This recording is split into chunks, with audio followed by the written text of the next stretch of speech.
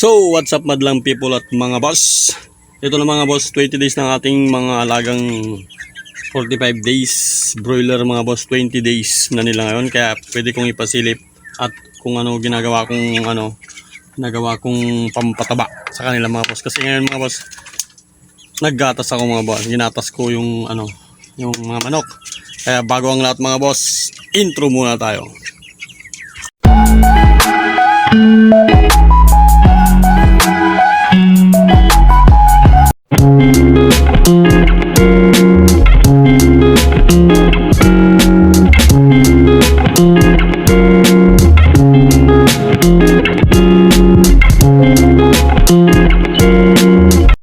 So what's up madlang people at mga boss? Good morning mga idol. Mga idol, nag-vlog na naman ako at naisipan ko na namang i-share sa inyo yung aking kaalaman tungkol sa pagmamanok. Yan mga idol, 20 days nila ngayon mga idol yung aking mga alagang chicken broiler mga idol. Kaya ipapasilip ko sa inyo kung anong kalagayan nila ngayon mga idol. Kaya mga boss at mga boss na ganitong mga boss. Pero bago ang lahat mga boss, huwag niyong kalimutan mag-subscribe at pindutin yung notification bell kagaya nito para lagi kang updated sa aking mga susunod na video patungkol sa mga manok.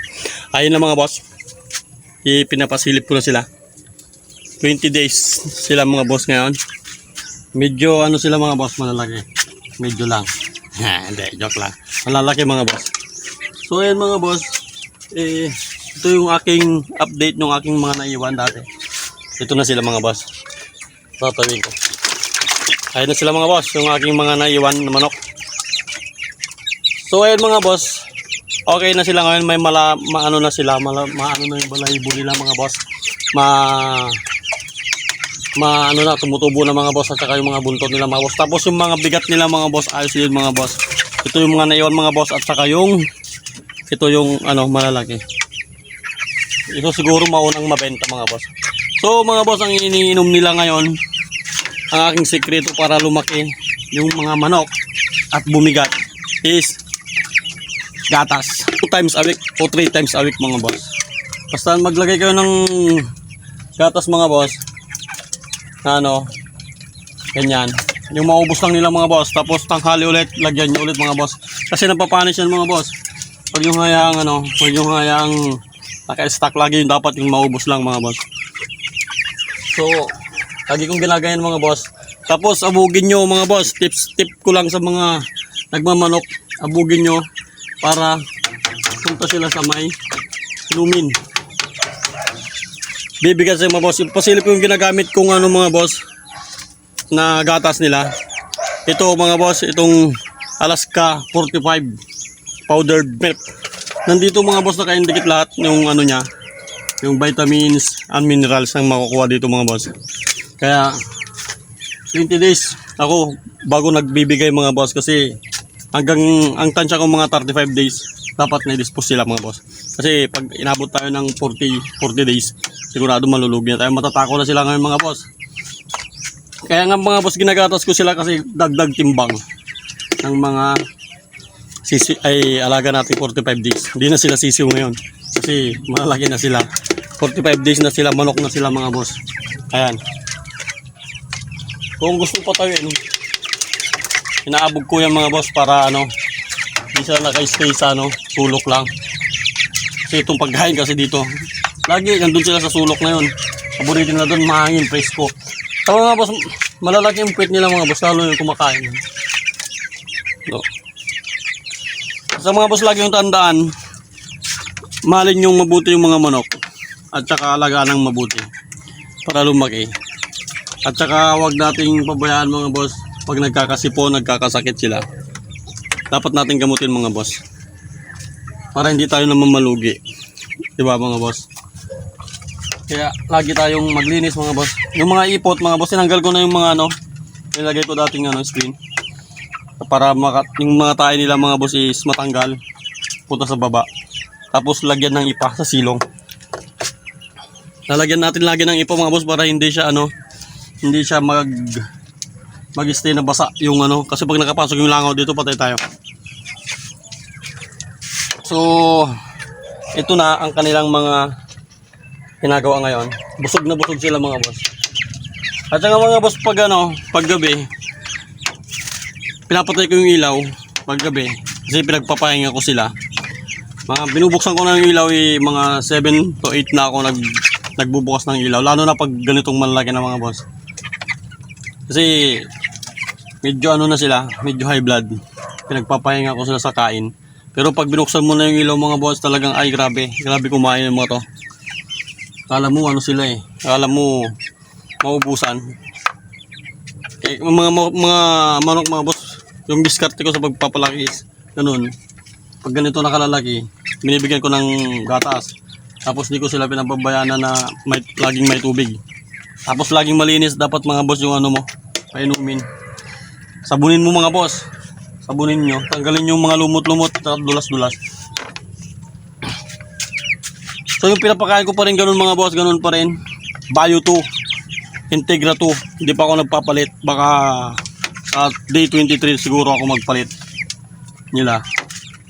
Hindi naman natin pwedeng pagsabayin ng basta ganun pa rin yung palitan mga boss. Nakikita nyo yung isang vlog ko, ganun pa rin 70-30 pa rin mga boss.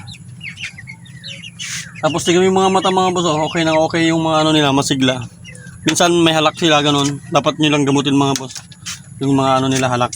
Huwag natin pababayaan mga boss na na naggaganon sila kasi nakakawa mga boss.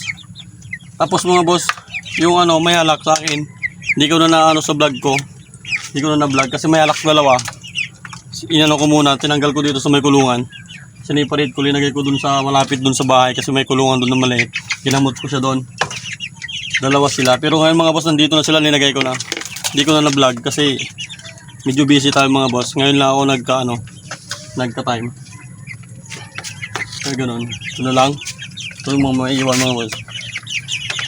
Update. Ang bilis maubos yung mga batas mga boss. Itong gusto nila. Kasi pampabigat yan mga boss. Tignan nyo, tapos lalaki pa sila bigla niyan. Pag hanggang 35 days nila. So ayan ang mga boss. Silip-silip sa aking mga manok. Umiinom siya. Ayun, nandun lagi sila sa silip. Ayun.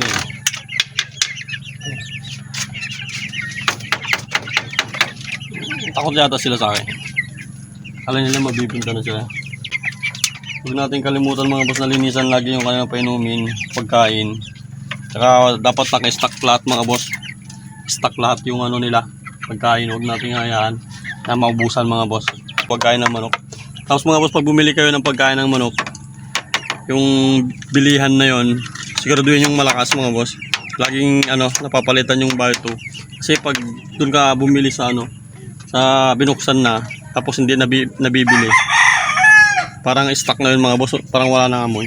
Pero mas maganda mga boss, piliin nyo yung pagbibilhan yung mga boss na feed sa poultry supply para laging mabango mga boss. Kasi pag stock na mga boss binuksan tapos hindi nabibili mga boss, mahirap mga boss, hindi napapalitan. Kaya yung amoy wala. May binibilihan akong may binibilihan akong poultry na laging laging bukas ay laging laging ubos yung nila, laging isang sako na papalitan namin bumibili. Ganon. Hindi siya na-stock doon na bagong bukas lagi mga boss. Yung mga papakita ko minsan mga boss yung aking binibilan na poultry supply. Sa yun sa pinsan ko. Pero hindi pa ako nangungutang doon. Soon siguro. Dahil joke lang. Pero pag binigyan niya ako mga boss, okay lang naman mga boss. Pangutang doon. Pero siguro hindi ako bibigyan. Ay hindi, bigyan niya siguro ako mga boss. Hindi pa naman ako nag-request mga boss kasi may budget pa naman ako. Kaya mga boss, umiinom sila. So, malaki na to mga boss. Mga na to.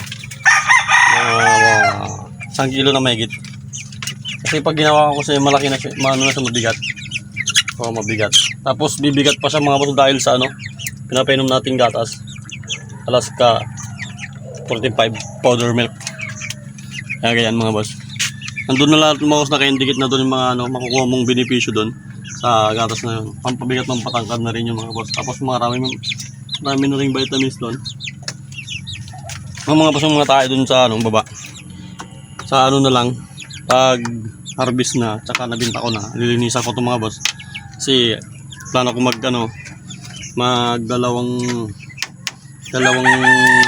dalawang daan.